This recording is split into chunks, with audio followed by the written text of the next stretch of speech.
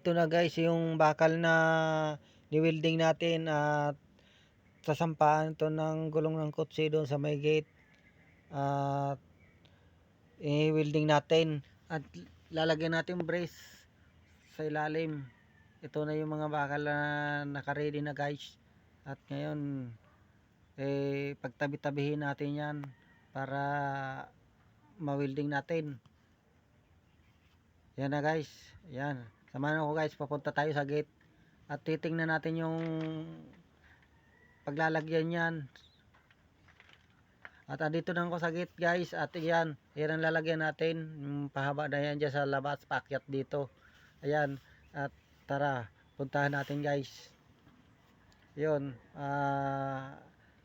dyan natin siya ilalagay at ito tornilyo pahaba dito. Yan guys, dyan natin sampaan ng gulong. Dyan natin ilalagay at paakyat yung kotse para hindi sumayad yung tambutso.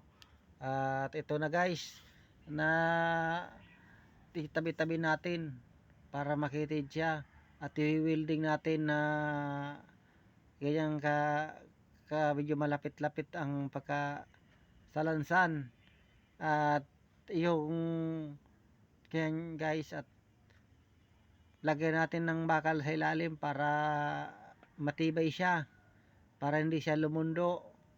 Yan, binilang ko na guys, 14 pirasos guys. Yan, ganyan natin pagtabi-tabi natin, ganyan natin kalalapit at dagdagan natin ng isa pa para isa pa dito sa dulo. Yan, para eksakto na siya. Tapos ang gagawin natin dyan, i-welding natin. Yan guys, at ngayon samahan nyo ako. Tanghali na,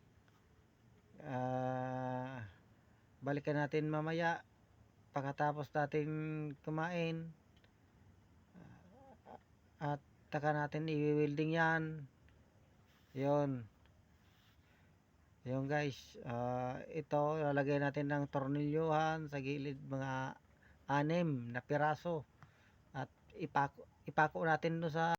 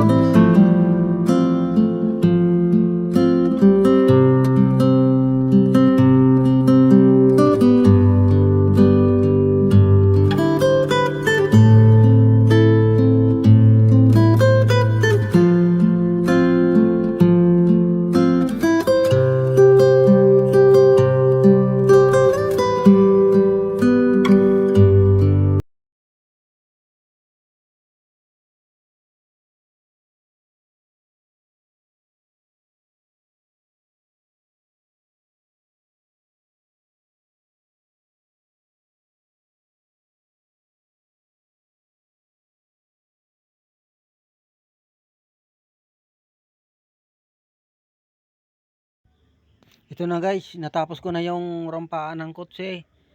Pininturahan na natin. At ayan na guys.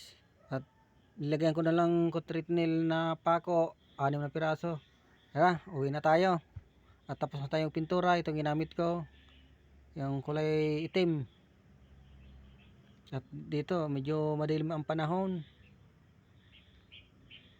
At nandito na tayo sa loob. Sasara muna natin yung gate.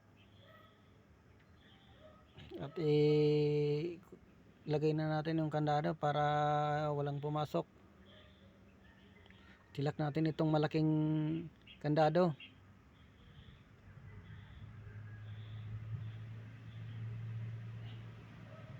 Yan. Tara, let's go. At ito na, pininturahan ko ng puti. Lumiwanag siya guys. Ayan. Lahat na siya puti. Ayan yung aso ko, dalawa nagsasalubong na oh. Kita na ako sa malayo. Ayan na.